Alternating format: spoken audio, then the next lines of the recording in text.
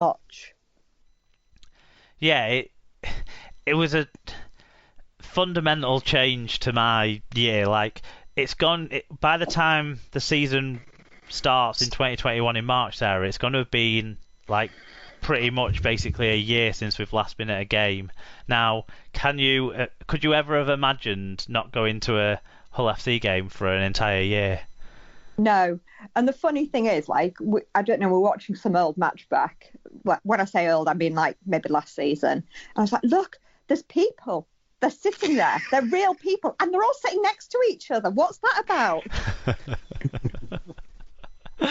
Yeah, it is sometimes a bit strange, but we will get it back. But COVID-19 took it away from us in 2020. But there were some other villains of the piece this year, and Alan and Tim went for two sides of the same kind of villainy, I suppose, in a way. Tim, you went for David Argyle, so explain your choice.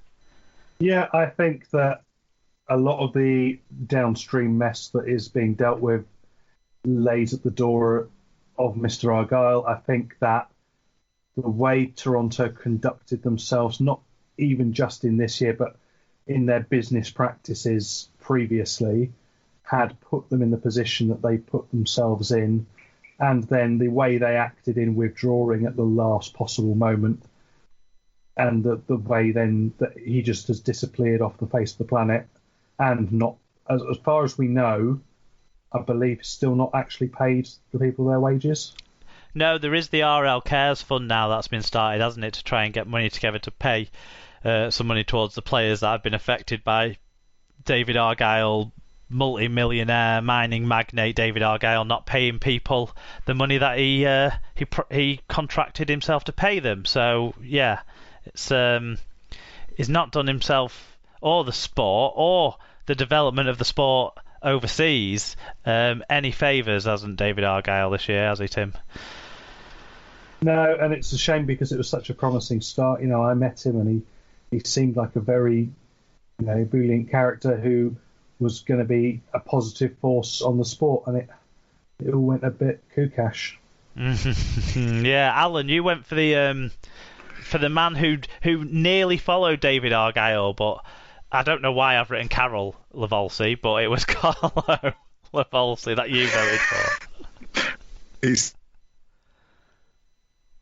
Whoever's on your phone is ruining your internet. Oh, correct to me. I went for the. Yeah, I apologise. I've told them to get off. Effectively, I picked the other end of this debacle by going for Carlo Lavolsi. Just because, for me, the See You Next Tuesday award is an individual award. As much as COVID has been a disruption to everyone's lives, to put it mildly. I always try to reserve it for an individual. So, for me, he came across as a complete chancer who was unprofessional and apparently the best of the bids, which is an astonishing thing to think about. But yeah, just his general approach to me, Lavolsi was my particular choice. Well, I mean, not to give too much away, he's not going to be in the top three, so we don't have to find him parked in his car somewhere to give him any trophies, luckily. But people that did get votes but didn't make the top three alongside Carlo Lavolsi were Joel Tompkins, Israel Folau, Jake Connor, Chris Hill, Anthony Gelling. Kind of all of those probably need no explanations. The Tory, well, I don't know Chris Hill. I'm not sure why, but we don't like him. People don't. The Tory government, no explanation needed there either. Warrington Wolves, they got their vote from someone for abstaining on the Toronto Wolfpack vote. I do like it when people explain their See You Next Tuesdays because it helps me understand why Warrington got a vote. But yeah, for abstaining on the Toronto vote. Steve McNamara got a vote for always making excuses. And Stuart Fielden got a vote for his anti-vaxxing, anti-lockdown, generally most of the stuff that most of our listeners will probably think differently. I don't know, but yeah, he got a fair vote, I'd say, for that. So they also got votes, but there's got to be a link to the concussion research with here, hasn't there? I mean, you've got to think the amount of head knocks he took and gave out. Yeah. But there's got to be a link in there somewhere. In third place, though, was the Super League Executive Chairman Robert Elston with 13% of the votes. I'm actually quite surprised he came so low, because maybe the Toronto Wolfpack fans have given up and not voted, because 16% of the voters did vote for David Argyle. But the winner, with a clear majority of victory, was COVID-19 with 46%. The ultimate see you next Tuesday of 2020 takes the award. Fuck off, COVID-19. I was going to say, only we'd rather we didn't see it again. Well, yeah, it's definitely going to be a one-time winner if any of us get the way we want the world to go. Yeah. Moving on to other greats. This time, the SLP Earl Player of the Year. I hope this isn't pointed at me being given it. It was just the way the alphabetical order ran, Sarah. So for these people, they had to be aged 32 or over on the 29th of January this year. Previous winners in 2018 was Ben Westwood, and in 2019 was James Roby. So in terms of host votes, Mark, you went for Tommy Luluai. Yeah, I think this was probably the only vote in the whole thing where heart led head a little bit. But on the field, I do think Luluai's performances after Wigan went out in that semi-final did push the team up a level and helped us on that run to the League Leaders' Shield and the Grand Final. I think he was instrumental in a couple of the big games, like the game against St Helens for in the chase for the League Leaders' Shield. So, although it is more heart than head, I don't think he was totally unjustified from being in the running. There's still some head in there as well as your head. It was mainly shoulder, I think, with Tommy, wasn't it? That tends to be that's what I always remember about Tommy Luluai. It's just his shoulders, man. He is made of granite, so he must have this different kind of genetic makeup, because how can such a guy who's so small hit so hard? I just don't understand it. It's just not science. He obviously looks after himself remarkably well as well. He's going around again next year, which is I think pleasing for Wigan to see that one of the older players is going to still be there in that leadership group, with some of the other guys either retiring or moving on. So, yeah. Oh, Tommy. Tim, you went for James Roby. Yeah, I found just, James Roby doing James Roby things, just excellent in every game he played this year. And again, just a player who doesn't look like he should be in this category, because he looks like he could be 10 years younger quite happily. Until he takes his scrum cap off, and then you see just how old he looks. Yeah. And then he starts making an audition for the 80s footballers aging badly. Definitely. James Roby's been bald for like 10 years now, though, it feels like. He took the plunge quite early to go with what I finally decided to do this year. So in that way, I have to respect James Roby. Yeah, he's not afraid to embrace his age. Let's put it that way. Al, both you and I went for Christian Inu. Do you want to justify it? Say why we were right and they were wrong?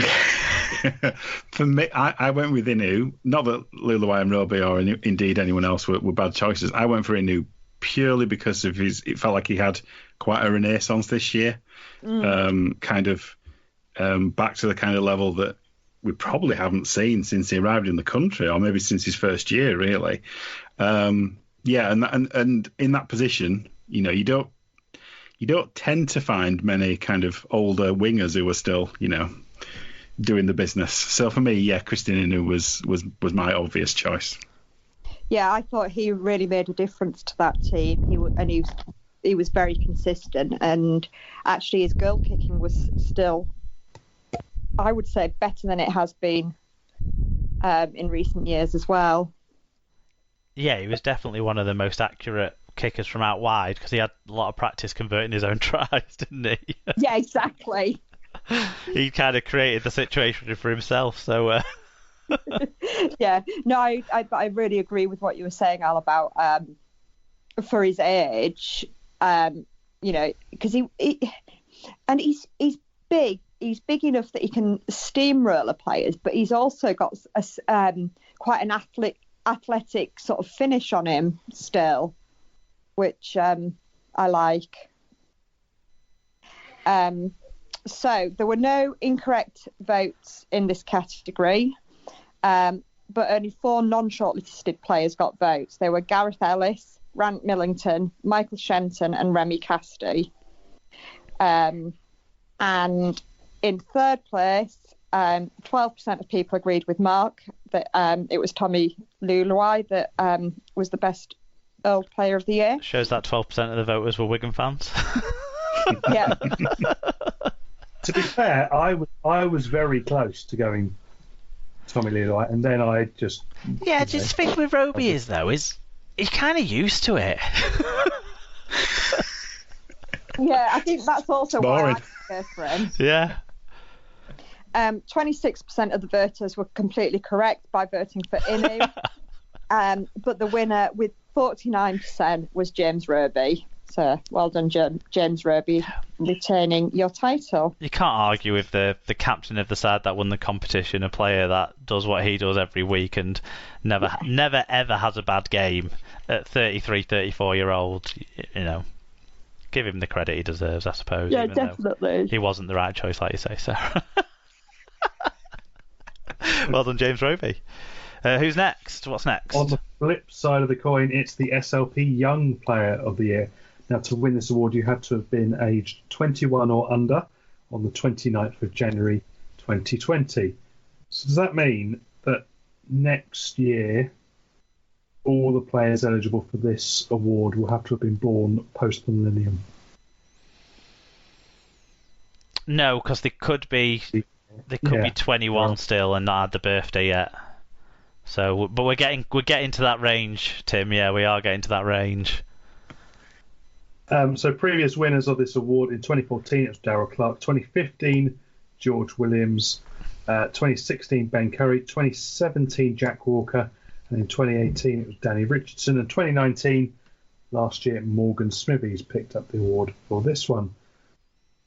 So the way we went on this one, Alan and Mark, you agreed with each other. So Mark's doing very well at agreeing with people. You both went for grand final winner Jack Welsby. Yeah, can't argue. I might be stealing Mark's argument here, so I do apologise, because I think you explained this and really well, I thought, recently, that Welsby's played so many positions this year, filling in for great players, and he's kind of always been really good. And that's even putting the last 10 seconds of the grand final to one side. For me, he's just been brilliant consistently when he's been called on to play in a mixture of positions. So for me, that was why I made that choice. Yeah, I mean, I think I said it the week before the grand final when we talked about the awards that were given out, the Super League awards, how I was surprised and a little bit put back by Welsby not winning the Young Player of the Award in the Super League. So, when it was my chance to give him a vote for a more prestigious version of the same sort of award, then of course I went for him. I think it was during the commentary of the grand final, one of the guys was saying he hasn't had enough credit.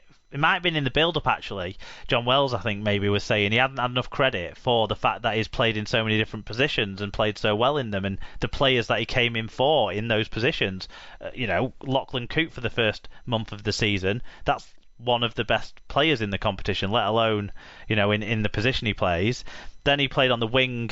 Then he played in the centre in place of... No, it was the wing, weren't it, when Makinson got all grippy.